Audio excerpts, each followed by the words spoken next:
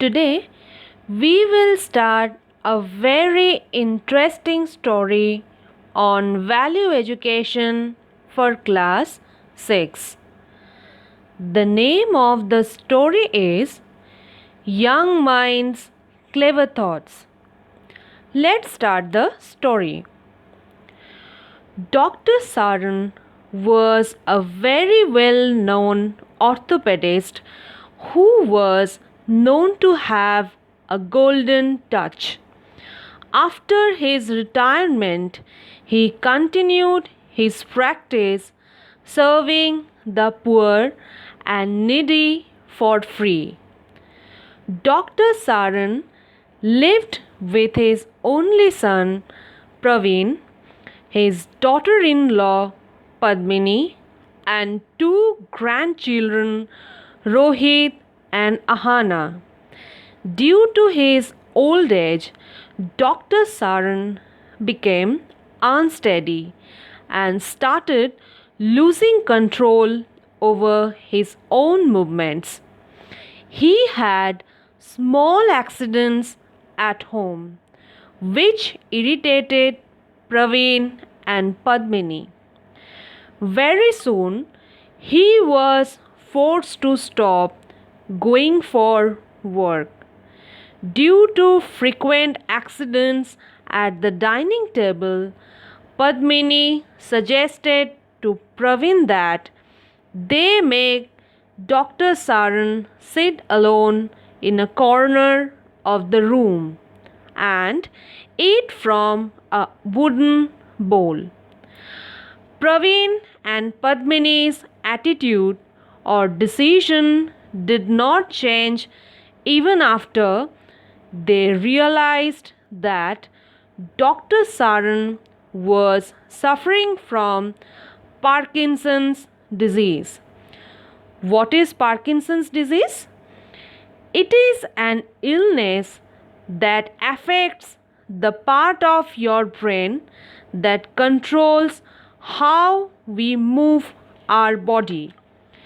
It can come on so slowly that we do not even notice it at first.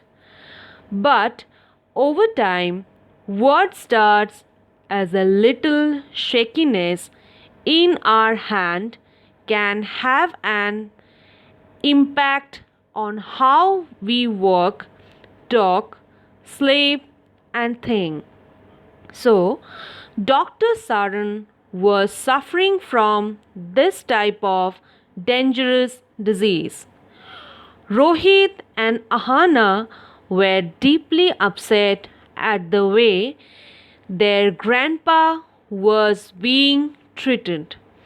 In order to make his parents realize his grandpa's feelings, Rohit started making two wooden bowls.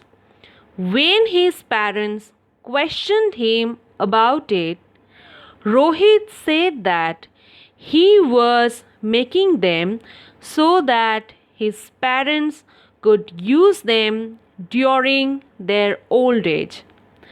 Praveen and Padmini realized their folly and brought back Dr. Saran to the dining table and helped him to eat his food from a proper dinner plate. At dinner, Rohit noticed that Praveen was holding his father's hand and helping him to sit at dinner table. The family was once again united, happy, and relaxed.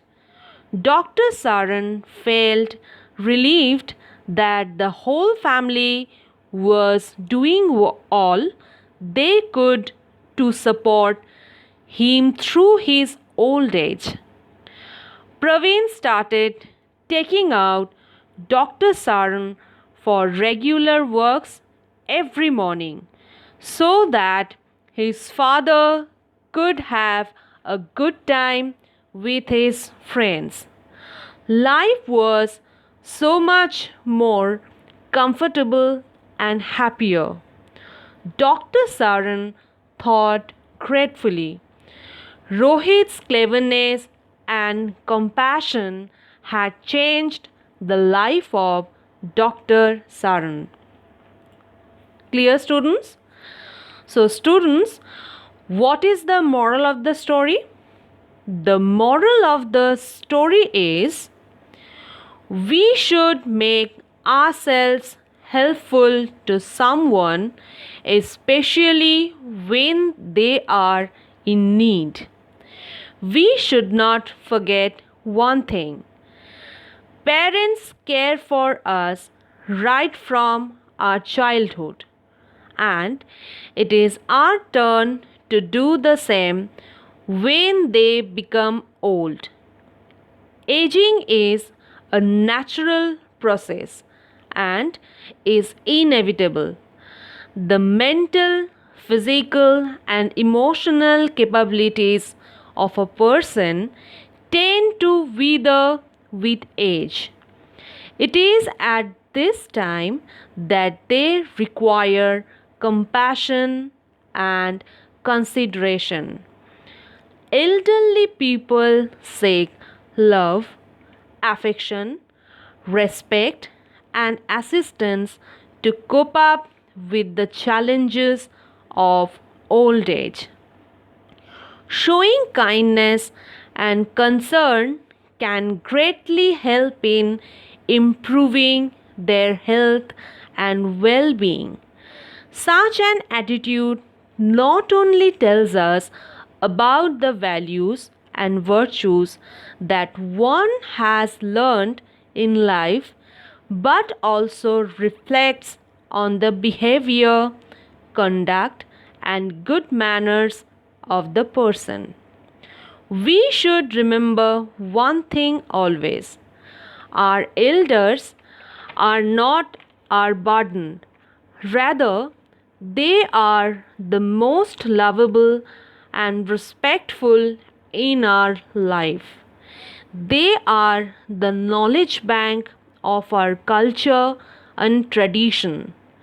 They teach us the moral values and many good things. They give us the knowledge about what is wrong and what is right. So, we should respect our elders always. Respect is the acknowledgement in attitude and conduct of the dignity of persons as ends in themselves. Respect for such beings is not only appropriate but also morally and unconditionally required.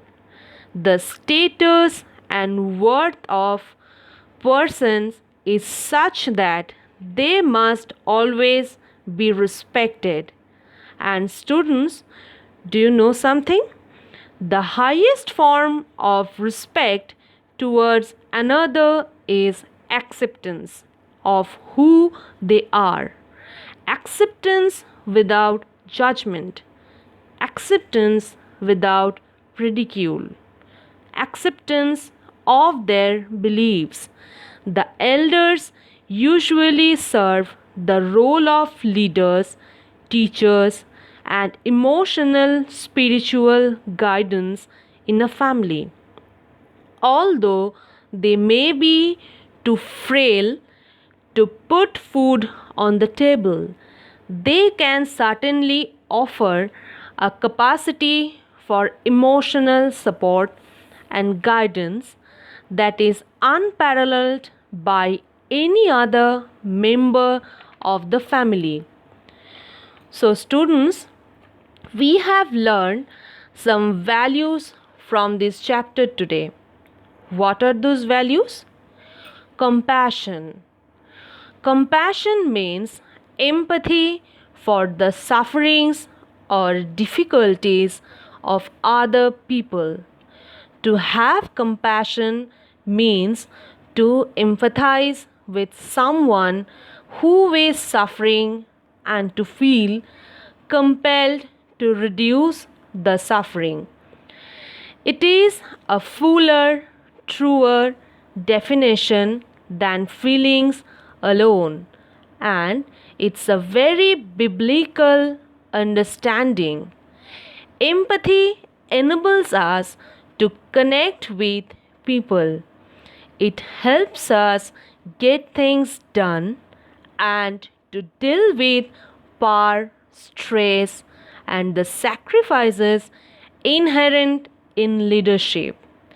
To be compassionate is to feel deeply for another person as they experience the ups and downs associated with life.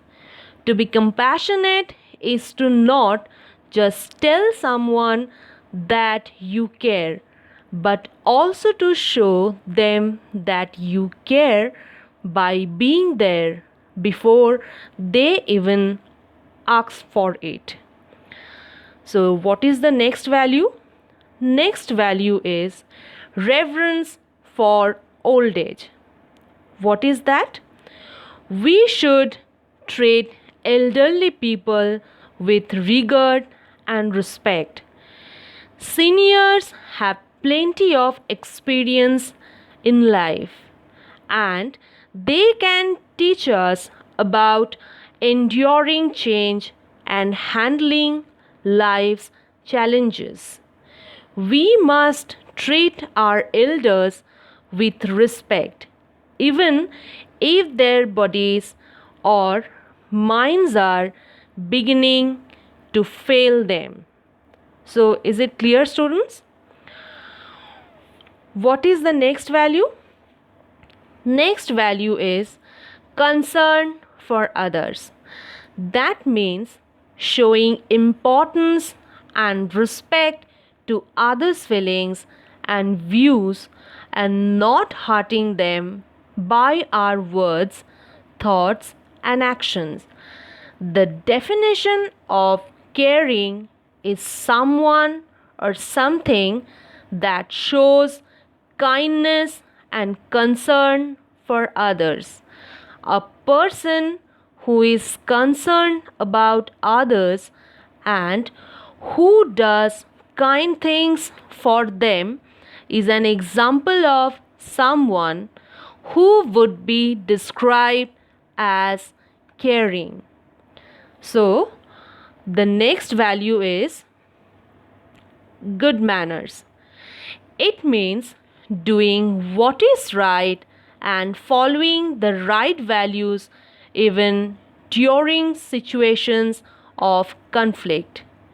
A person with good manners shows respect towards feelings and sentiments of others living in the surrounding. A person never differentiates people and shows equal regard to everyone.